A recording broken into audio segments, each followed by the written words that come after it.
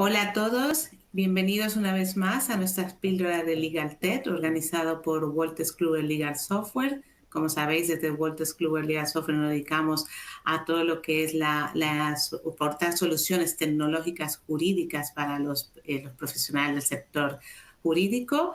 Y bueno, en esta ocasión, mi nombre es Laura Gómez, soy directora comercial de la unidad y nos acompaña en esta ocasión Antonio Serrano Asitores. Antonio, bienvenido. Si permíteme que voy a simplemente dar unas pinceladas de quién eres. Antonio es experto en liderazgo, innovación y transformación digital e inteligencia artificial por el MIT.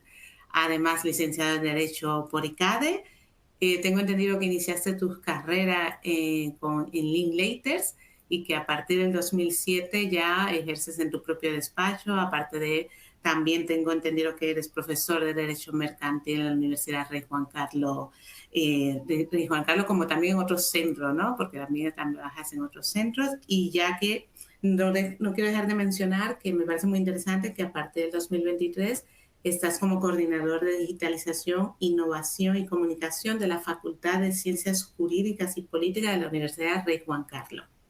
Así que bienvenido, Antonio, y que estés Muchas este gracias, rato con Laura. nosotros. Muchas gracias por vuestra invitación. Es un placer estar con vosotros hoy. Fenomenal.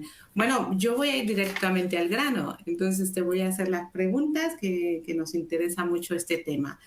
Queríamos preguntarte, ¿qué impacto está teniendo la inteligencia artificial en la práctica legal y cuáles son los mayores desafíos éticos y jurídicos asociados a su implementación? Bueno, la verdad es que es una pregunta compleja porque al final la inteligencia artificial está impactando absolutamente todo. Aquí hablamos más del sector jurídico, pero esta es una tecnología que, a diferencia de otras que han tenido un cierto soufflé, como ha podido ser el metaverso o incluso el blockchain, que sí que ha tenido impacto, pero no tanto como a lo mejor esperábamos, la inteligencia artificial ha venido para quedarse y para cambiar la manera en la que todos, pero especialmente también los juristas, los abogados, los jueces, en fin, los inspectores de Hacienda, los abogados del Estado, a todos nos va a afectar. Entre otras cosas, por la capacidad de análisis que tiene de la información, por la capacidad de, bueno, pues de ser mucho más eficiente a la hora de realizar determinadas tareas, por la capacidad que tiene la IA generativa de crear nuevos contenidos, sin perjuicio de que efectivamente esto hay que afrontar una serie de retos especialmente significativos, porque la inteligencia artificial, la generativa, que es la que está llamando tanto la atención, no deja de tener lo que llamamos alucinaciones. Entonces, ahí la UNESCO, por ejemplo, sacó un diagrama, un árbol de decisión de cuándo utilizar inteligencia artificial generativa para que no ocurriera lo que le ocurrió a un abogado en Estados Unidos que citó una sentencia en sala que no existía, que se había inventado la inteligencia artificial.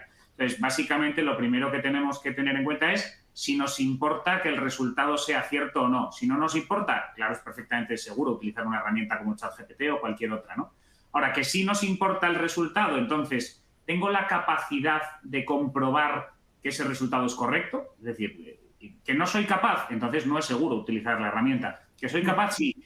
Y la tercera etapa sería, ¿estoy dispuesto a asumir la responsabilidad de ese resultado si lo voy a utilizar? Utilizando esas tres etapas, entonces sí que es interesante utilizar inteligencia artificial generativa. Existen también otra serie de retos, ¿no?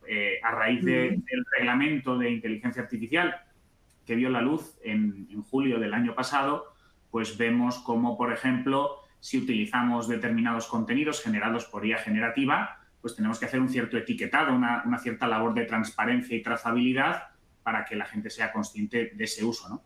Y al final van a ser muchos los retos diarios a la hora de trabajar con mucho contenido sintético que se va a generar a través de la IA. Muy bien, oye, pues la verdad que sí, estoy totalmente de acuerdo.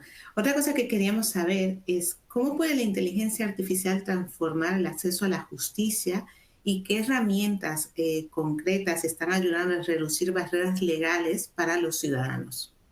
Vamos a ver, la primera idea del acceso a la justicia, si en entornos seguros y perimetrados somos capaces de dar a los jueces herramientas de inteligencia artificial que faciliten su labor, es decir, que les permita ser más eficientes, bueno, pues lo que permitiremos es que la justicia no tarde tanto. Es decir, uno de los grandes problemas de la justicia es que no tienen medios los jueces y una manera de a lo mejor dotarles de esos medios es facilitarles herramientas de inteligencia artificial, siempre bajo supervisión humana, es decir, bajo la supervisión de los jueces, de los letrados de la Administración de Justicia también, para que no se produzcan estos desajustes o estas alucinaciones, ¿no? Pero leía el otro día un reportaje en el que un juez señalaba que a lo mejor un 30% de las tareas que ya realizaban en sede judicial podían ser realizadas incluso, yo creo que hablaba incluso el 30% de pleitos podían ser ya realizados por vías automáticas o de inteligencia artificial, ¿no? Hay supuestos que serían muy sencillos, ¿no? Y de hecho en Alemania en algunos procedimientos administrativos, por ejemplo,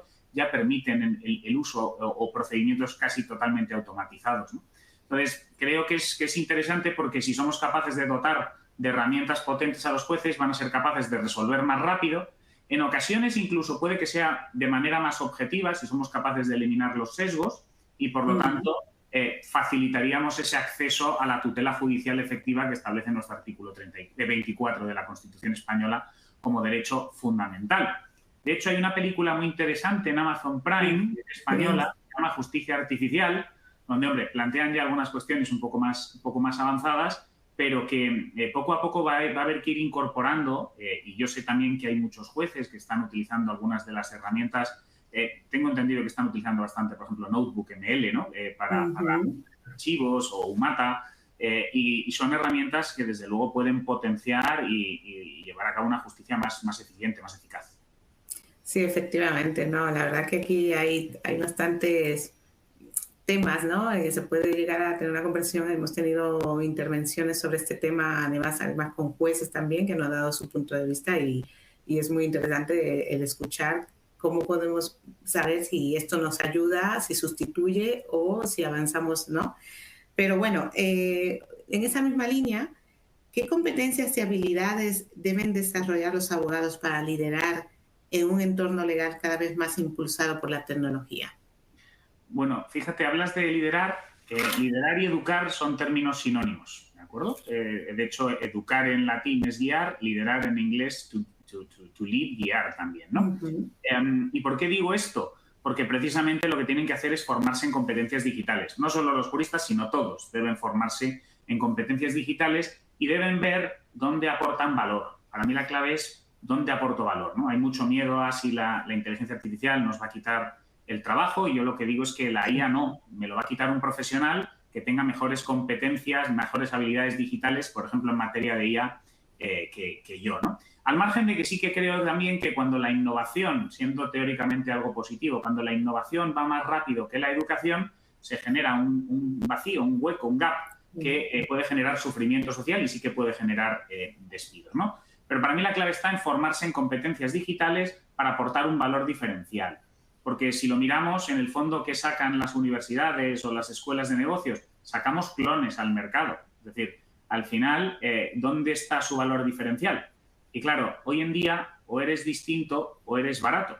O eres distinto o eres sustituible. Entonces, aquí, más que verlo como un miedo, porque la inteligencia artificial y todo lo que es la tecnología, muchos juristas lo ven como algo que les da pánico, pues frente al miedo, conocimiento y formación para aportar ese valor diferencial. Y yo creo que por ahí es donde deben ir pues los tiros. Totalmente, ¿no? De acuerdo, totalmente de acuerdo. Creo que ahora mismo el tema está en qué nos vamos a distinguir, ¿no? Y esto es parte, el poder tener estos conocimientos para poder aportar más a los clientes y a nosotros mismos. Bueno, oye, como una última pregunta, Antonio, ¿cómo prevés que la inteligencia artificial afectará el rol del abogado en los próximos 10 años? ¿Sustituirá tareas o redefinirá completamente la profesión? Es un poco en la misma línea de lo que estamos hablando. Vamos a ver, decía, me parece el otro día, Elon Musk, que los médicos y los abogados iban a ser superados por la propia inteligencia artificial. Ponía ese ejemplo, pero en definitiva lo que ha ocurrido con la eclosión de la IA generativa desde noviembre del 23, lo que ha venido a ocurrir en definitiva, no sé si es noviembre del 23 o noviembre del 22, pero bueno, como pasa todo tan rápido, desde que pasa esto, lo que nos ha llamado la atención es que pensábamos que las máquinas iban a afectar a los trabajos de cuello azul, ¿no? En las fábricas, levantar robots los palés, en fin, para que no nos doliera la espalda, y ha aparecido una herramienta que escribe igual de bien o mejor que nosotros, que realiza contenidos mejor que nosotros, y eso nos genera un cierto miedo, ¿no? De hecho, cuando se libera ChatGPT, también se publica un informe, creo que era de Goldman Sachs, que decía todas las profesiones que se iban a ver afectadas y todos los puestos de trabajo que iban a ser eliminados, y decían que el 40% de las tareas realizadas por los juristas ya podía ser realizado por las máquinas mejor y sin necesidad de café. Es decir, que encima podían trabajar 7 días a la semana, 24 horas al día, 365 días. Entonces, yo creo que esto tampoco es así, y me explico. De hecho, en el entorno europeo, por ejemplo, se ha generado un marco normativo confuso con el tema del reglamento de inteligencia artificial, con probablemente una hiperregulación que está generando mucha confusión y está frenando la innovación en Europa, y siempre se ha dicho en plan de broma que a mayor confusión, mayores honorarios. Es decir, aquí hay que aprovechar esas ventanas, ¿no? Y lo que sí que tenemos que ver, insisto, es en dónde aporto valor, porque si una tarea se puede automatizar, se va a automatizar y la máquina lo va a acabar haciendo mejor que yo. Pero hay una serie de cuestiones muy humanas, muy de lo que llaman habilidades blandas o soft skills, como el generar confianza, la empatía, el trabajo en equipo. Son una serie de cuestiones que a día de hoy, no digo en el futuro, pero a día de hoy las máquinas no pueden hacer. Y claro, la relación, por ejemplo, de un abogado y un cliente se basa en la confianza. Y ahí tiene que haber una interacción, una relación humana. Por lo tanto, yo creo que deben ir por ahí los tiros. Lo que decíamos antes, creo que hay que prepararse, creo que no hay que tenerle miedo, y también yo como anécdota, no sé si la IA nos va a quitar el trabajo, pero yo desde que ha llegado trabajo más que antes, es decir, no paro de trabajar. Muy bien. Oye, pues súper interesante, Antonio, esta pequeña píldora contigo. Darte las gracias por estar con nosotros una vez más.